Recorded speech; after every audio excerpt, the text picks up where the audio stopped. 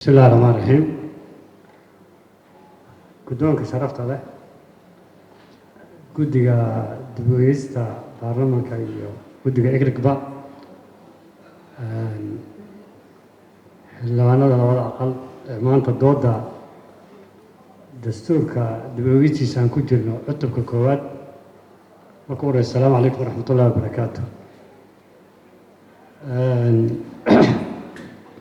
dooda waxaan rabaa toos inaan u galo oo cutubka koowaad ah. marka ugu horeysa dastuur markii laga hadlayo waa heshiis bulsho wajiib badan uu soo maray. dastuurka ugu horreeyay dastuurkeena ahaa oo shacab Soomaaliya afti u qaadaan wuxuu ahaa dastuurka 60 wixii ka dambeeyay burburkii Soomaaliyana dee marna axdi qaramada baan samaysanay marna dastuurka ku-meel gaarka ah ayaa 2012 hadda dib-u-eegistiisa aan ku wadnaa qabitirkiisa ayaa jiray.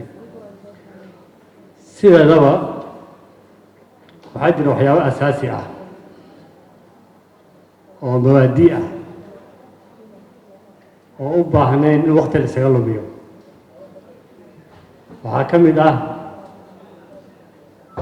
diinta oo dalka waa dal islaam ah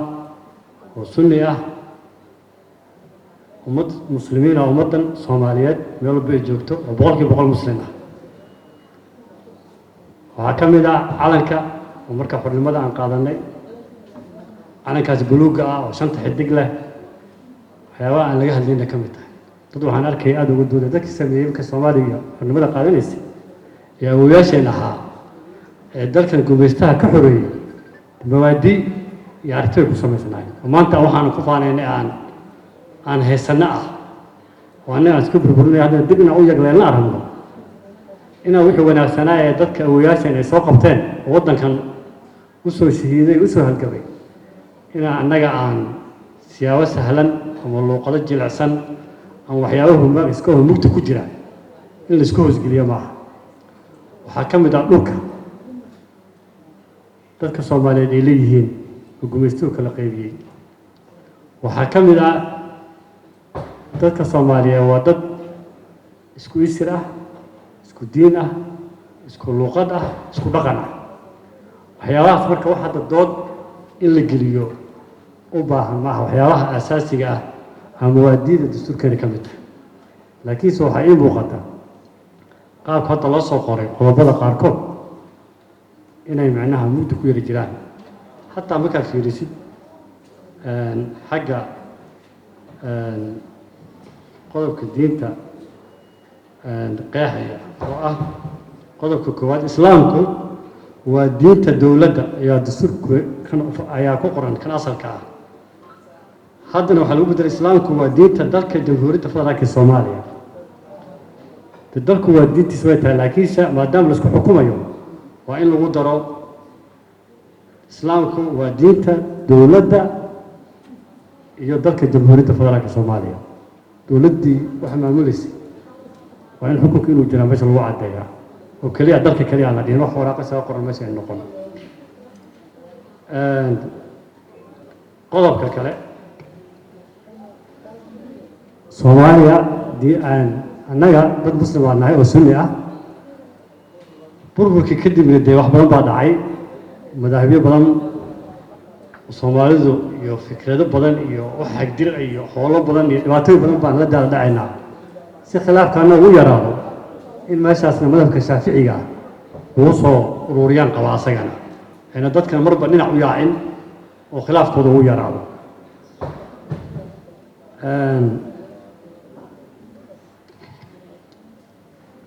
waxaan u gudbayaa xuduudaha ama dhulka ayaan u gudbayaa. faqrada cutubka waxaan rabaa 7 faqradiisa 3 dhulka jamhuuriyadda federaalka Soomaaliya ee khilaafaadka soo diimeed caalamiga ka dhashay xalintooda loo maro asal buu qornaa dastuurka ku-meel gaarka ku qornaa asalka ah ee hadda dib-u-eegis ku sameynayno waa la tiray إن ماشيس lagu soo celiyo way qodobka la tiray waa in meeshiis lagu soo celiyaa haddaan tabar lahaynin annagu de forfiri wax kuu bixinayno dadka qaarkood waxaan u malaynayaa inaynan macnaha wax badan dareensaneen oo dareenka soomaalinimada iyo mas-uuliyadda iyo waddaniyadda inay ka yar maqan tahay qodobkaasna qodobka saddexaad ee meeshiis lagu soo celiyo qodobka sideedaad waa jinsiyadda qodobkaas sidiisaba afar qayb uu ka kooban yahay afarta qaybood uu ka kooban yahay afartaba dastuurka asalkiisa kumeel gaarka hadda aan duweys ku samaynayso ugu qoran yihiin sidooda in loo daayo aan waxba lagu darin weliba waxaa laga tuuray qodobka afaraad oo ah diidmada laalista ka qaadista jinsiyadda laguma xiri kara sababo siyaasadeed waa la tuuray waa in lagu soo celiyaa asagana laba arrimood oo muhiim u ah kan dhulka iyo kan la siyaasadeynayaba oo jinsiyadda soomaaliyeed labadaas waa labadii la tuuray labada waa in lagu soo celiyaa meesha ayaan usoo jeedinayaa guddiga iyagoo maqsan waxyaabaha yaab kale mid qoran waxaa ka mid ah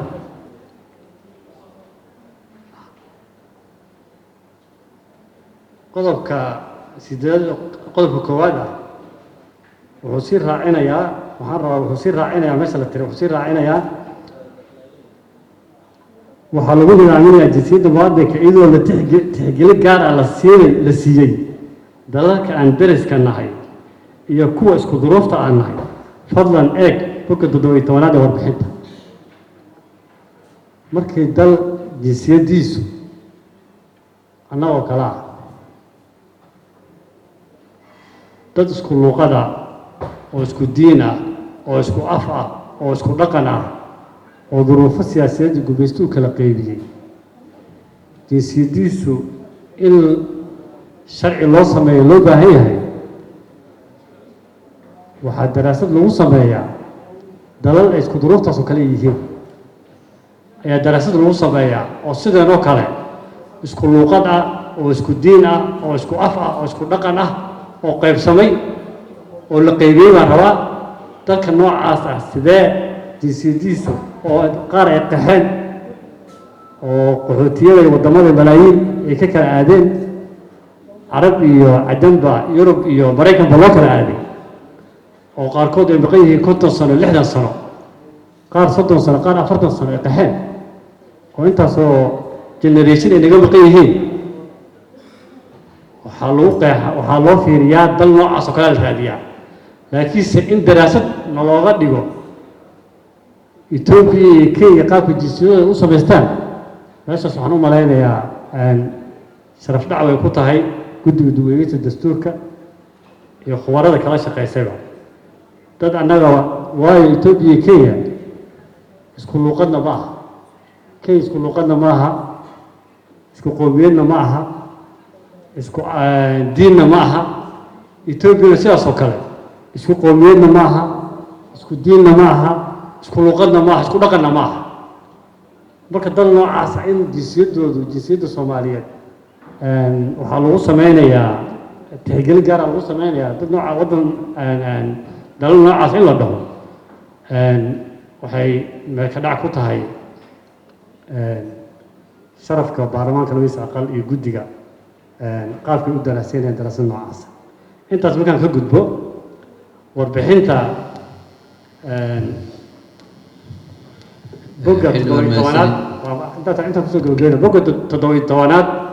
iyo 18aad iyo 19aad waxaa ku qoran daraasad laga sameeyey jinsiyadda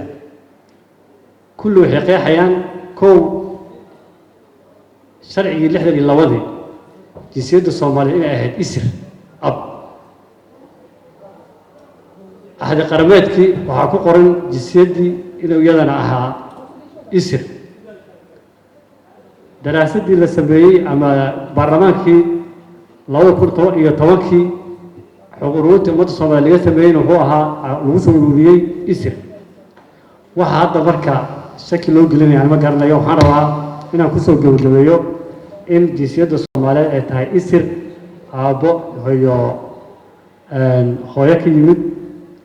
oo abka ab ah inuu yahay saasna aan muddo lagu gelin waxyaabo kale oo iska technical badan baa noo yaalo oo siyaasadeed laakiinse waxyaabo muhiimka ah oo kow ay tahay diinta dhulka dhaqanka luuqadda iyo jinsiyadda inaan marnaba madmadow la gelinin arrinta caasimadda oo qodobka 9aad ah saddex cusub baa warbixin laga soo diyaariyay laakiin cutubka shanaad maadaama loo dibdhigay waxaan la sugayaa doodeeda cutubka shanaad Abdullaahi Karam oo aad u mahadsantihiin